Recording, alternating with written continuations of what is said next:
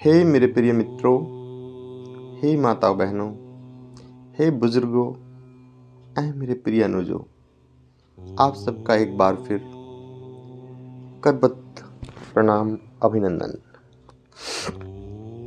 हे प्रिय मित्रों, आज वीडियो की श्रृंखला में एक बहुत ही उत्तम सोच, खोज, विचार और जीवन उपयोगी वीडियो है जो हमें ऊंचाइयों तक ले जाने में मदद करने वाली है। अब जो है 3 चीज मैंने पहले आपसे बताई थी। सर्वप्रथम रीढ़ सीधी, दूसरा जो नंबर था वो जब भी समय मिले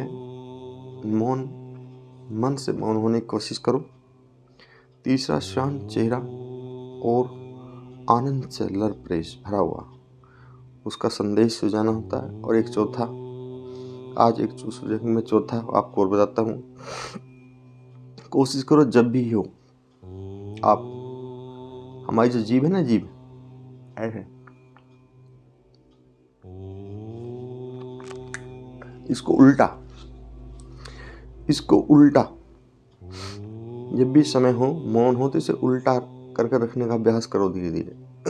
आप देखो, जब इसे उल्टा करोगे थोड़ी देर में पानी सा निकलना शुरू हो जाएगा। वो लार नहीं होगी, एक पानी सा होता है, क्योंकि इसे कहते हैं खेचरी मुद्रा। खेचरी मुद्रा यानी कि खेचरी मीन्स आकाश में चरण वाली, आकाश में चलने वाली, विचरण करने वाली मुद्रा। वो तो खैर बहुत बड़ी बड़ी सिद्धियों के बाद मिलेगी, लेकिन इससे भी आपकी जीभ इसे मुड़ जाएगी तो आपकी अनेक ग्रंथियों से, जीवा में छेद है ना जो पूरे शरीर में पहुंचते हैं, लार आप देखो, कोई टैबलेट जीभ पे रख लो फौरन पूरे शरीर में कसर जाएगा। बहुत सी गोली था ना, MD माउथ डिस्पोजेबल गोली पे लिखा होता है। तो क्या जीभ पे रखने के बाद हमारे जीभ के रंध्र सबसे ज़्यादा खुले हुए होते हैं और ये सबसे ज़्यादा चूस लेते हैं उसको, पूरी बॉडी में तुरंत इफेक्ट। ऐसे जीवा को वापस करेंगे तो इसके रंध्रों के द्वारा पूरे बॉडी से, दिमाग से एक बहुत सुंदर रस का स्राव होता है, जल का, पानी का, एक किस्म से पानी से टपकेगा। वो इतना जो है दिव्य होता है। एक तो हमारी भूख को नियंत्रित करके संपूर्ण ऊर्जा को प्रदान करता है, शरीर की ऊर्जा की वेस्टेज को कम करता है। उसके साथ साथ उस रस के स्राव से और यहाँ की जो जीवा से जो कोशिकाएं हैं, इसके खिंचाव से अत्यंत दिव्य गुण उत्पन्न होने शुरू हो जाते हैं। और ये जो है ब्रह्मांड से भी दिव्य गुणों को, उस दिव्य ऊर्जा को हमारे अंदर खींचता है। इससे भी देखना आपके चरित्र में जो ऐसा बदलाव मिलेगा, आप यूं कहोगे कि बस जीवन धन्य हो गया। जो साधक हैं, इस रास्ते पर चलना चाहते हो, बहुत से ऐसे हैं कि जो है सत्संग से जीवन दर्शन का लाभ उठा रहे हैं, जीवन उत्तम हो रहा है, लेकिन कुछ ऐसे भी हैं एक दो जो इस रास्ते पर चलना चाहते हैं और जीवन को धन बनाना चाहते हैं। ये बहुत ही उत्तम और उपयोगी विधि है, और ये आजमाइश वाली विधि मैं बता रहा हूँ, इतनी उपयोगी है। क्या होता है, ज़्यादातर ज्ञान तो सब पुस्तकों में भरा हुआ है, लेकिन मेरे प्यारे मित्रों, अगर पुस्तक से ज्ञान हमें मिल जाता सारा, तो बुक सेलर सबसे बड़ा विद्वान होता। जो किताब बेचता है वो सबसे बड़ा ज्ञानी विद्वान होता, और जहाँ किताब छपती है वो तो साक्षात ईश्वर तुल्य हो जाता। लेकिन ऐसा नहीं हो पाया, क्योंकि पुस्तकों के ज्ञान से हमारे ज्ञान का संबंध नहीं होता। हम उस ज्ञान को आत्मसात करते हैं, और आत्मसात करने से उस विधि से जो उत्तम फल मिलता है, फिर उस फल को आपको बताया जा, चाहे भले वो किताब में पहले ही लिख रहा हो, तब वे परमाणु जो आपके मस्तिष्क को छुएंगे, तब एहसास होगा, आप उस रास्ते पर चल सकते हो। लेकिन अगर पुस्तक पढ़ने से काम होगा तो शायद मतलब असंभव सा लग रहा है। हे प्रिय मित्रों, जिस प्रकार आपके घर में एक से एक सुंदर व्यंजन रखे हैं, अगर जब तक आप उन्हें नहीं खाओगे तब तक आप की क्षुधा शांत नहीं होगी। इसी प्रकार चाहे कितने ही ज्ञान के भंडार पुस्तकालयों में भरे पड़े हैं, अगर आपने उन्हें आत्मसात नहीं किया तो फिर वे सब व्यर्थ हैं। प्रिय मित्रों, बंधु बांधवों, ये सब मामला जो है ना, A to Z, क्या होता है, हमें सोच तो हमारी बहुत उत्तम होती है, बहुत ही उत्तम होती है, लेकिन वो क्षणिक हो जाती है कुछ समय के लिए, और जैसी समय हटा वैसी सोच भी हट गई। जब वीडियो ओपन होती है, शुरुआत में तो ऐसा लगा कि ये क्या है, लेकिन जब थोड़ा कुछ बात थोड़ी पल्ले पड़नी शुरू हुई तो फिर वे देखनी शुरू हुई।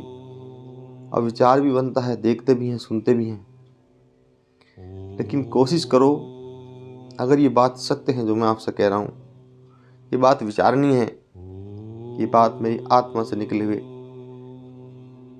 और जो है आत्म अनुभव के शब्द हैं, तो आप इनको धारण और ग्रहण कीजिए और इस रास्ते पे चलने का प्रयास तो कीजिए एक बार, क्योंकि इस रास्ते पर जो आनंद की अनुभूति की है हमने, वो इतना आनंद हमें किसी रास्ते पर मिल ही नहीं सका। सांसारिक द्रव्यों में, सुखों में और भौतिकता में चकाचौंध बहुत ज्यादा है, लेकिन वो सब क्षणिक होता है। और ये आनंद है, ये कहते हैं परमानंद, ये परम आनंद को दिलाता है, ये परम आनंद को दिलाता है। तो हे मेरे प्यारे मित्रों, एक बार उस मालिक की राह पे कदम तो रख के देखिए, एक बार। क्योंकि अगर एक कदम आप उठाते हैं तो प्रभु 10 पग रखता है हमारी तरफ, 10 पग रखता है, और काफी समय तक इंतजार करता है कि ये मेरा बच्चा है, जाने अनजाने में भटक गया है, ये कब मेरी तरफ लौटेगा।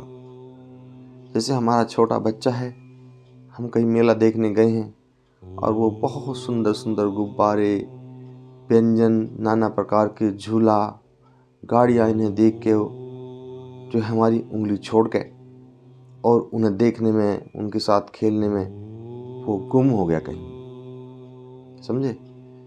तो क्या करेंगे हम, पहले उस छोटे बच्चों को ढूंढेंगे, अनाउंस कराएंगे, उसका इंतजार करेंगे, वो हर संभव प्रयास करेंगे जो हम कर सकते हैं। इसी प्रकार जो परमपिता परमात्मा है, वो भी अपने बच्चों को वापस अपने परम धाम बुलाने के लिए वो नाना प्रकार के प्रयास करता है। किसी को हम जैसे कि सत्संग का माध्यम बनाता है, किसी को टीवी का माध्यम बनाता है, किसी को अपने आप ही कभी कोई जीवन में ठोकर लग जाती है तो उसका माध्यम बनाता है, किसी को अपने रिश्तेदारों का माध्यम बनाता है। तो ये नाना प्रकार के माध्यम बनाता है वो प्रभु, ताकि उसके भटके हुए बच्चे फिर वापस आ जाएं। हे मेरे प्यारे मित्रों, बंधु बांधवों, अनेकों जन्म से हम निस्तारा नहीं कर पाए अपनी परेशानियों का, या तो लेना बचा है या देना बचा है, तभी तो अब की बार फिर जन्म लिया है। लेकिन अब की बार तो इसे फाइनल कर दो,